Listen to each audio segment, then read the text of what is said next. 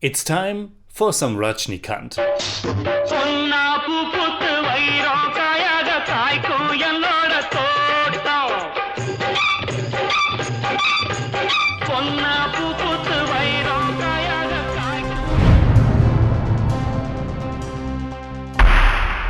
Servus Freunde, my name is Jimmy Cage and Mullum Malarum is a Tamil language drama from 1978. And right now it's the oldest Tamil movie that I have seen.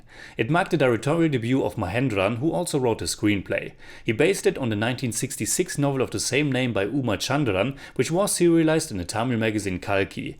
But he didn't finish reading it, but instead developed his screenplay according to his own ideas.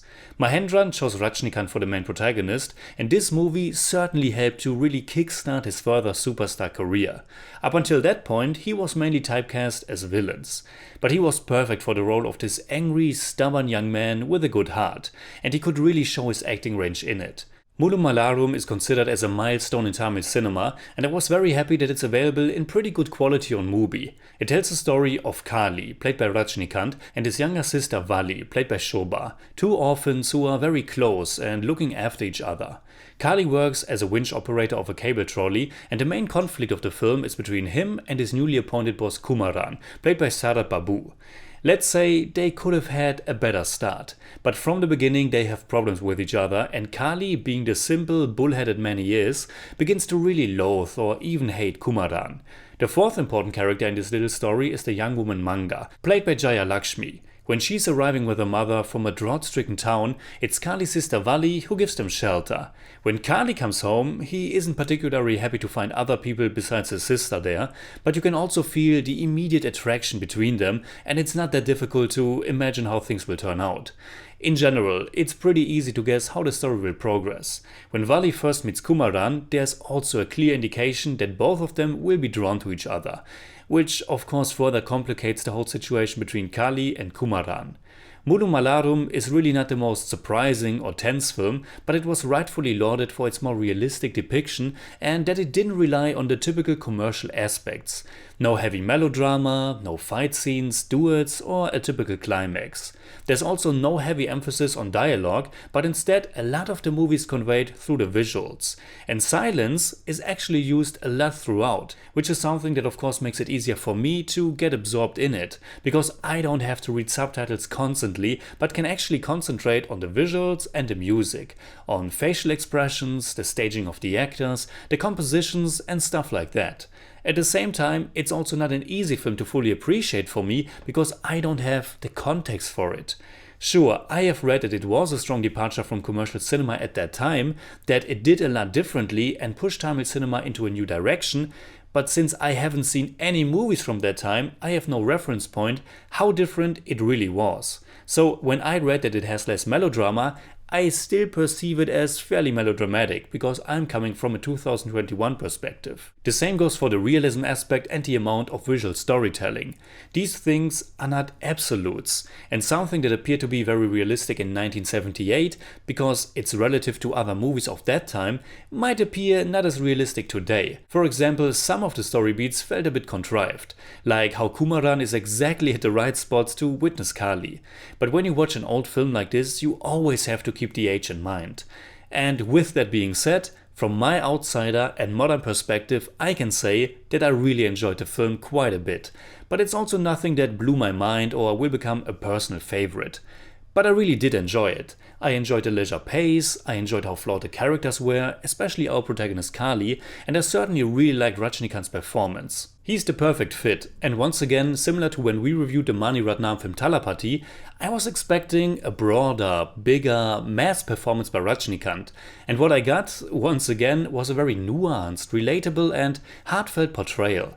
He perfectly embodies this angry young man. This man who came from nothing, grew up as an orphan, but who has found his place in the community.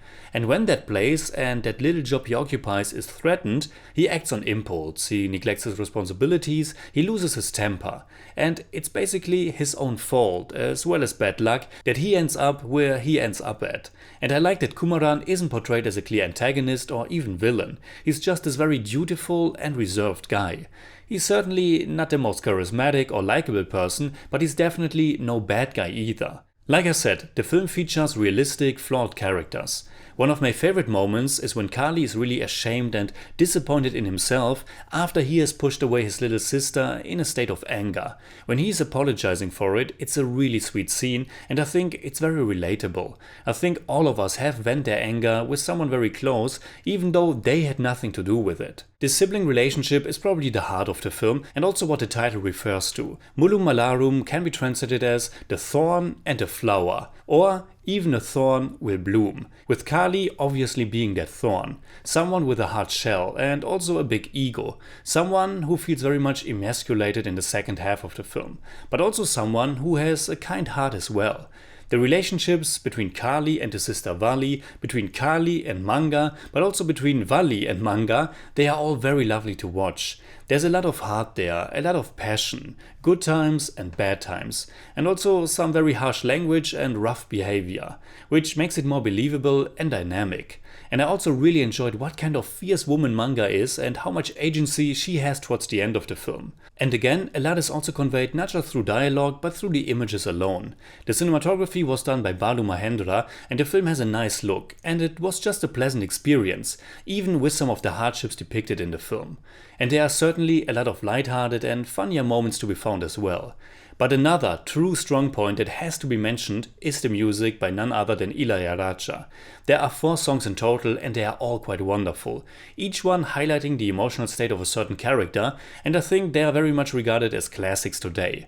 What I absolutely loved about the 4th song, which is about Vali's feelings, is how much the images of nature are incorporated into the montage. The camera work and editing are really gorgeous, and it beautifully adds to the emotions that are brought across through the lyrics and Shoba's acting. But it's not just the songs, it's also the background score. I think when you break down the music, it's mostly rather simple, but it's also very effective and gives the film a lot of personality. I absolutely adored the main theme.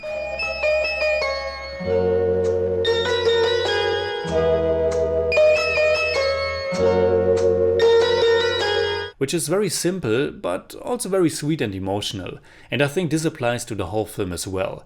It's rather simple, especially from today's perspective, but it's nevertheless also very sweet and quite touching. So in German I'd say: Mahendrans Regiedebüt war wegweisend für das Tamil Kino und glänzt durch seine relativ realistische und gleichzeitig filmisch ausdrucksstarke Erzählung, seine interessanten Figuren und die tollen Schauspielleistungen, allen voran die von Rajinikanth. I give Mullum Malarum 7 out of 10. It's more like 7.2, but I don't do that.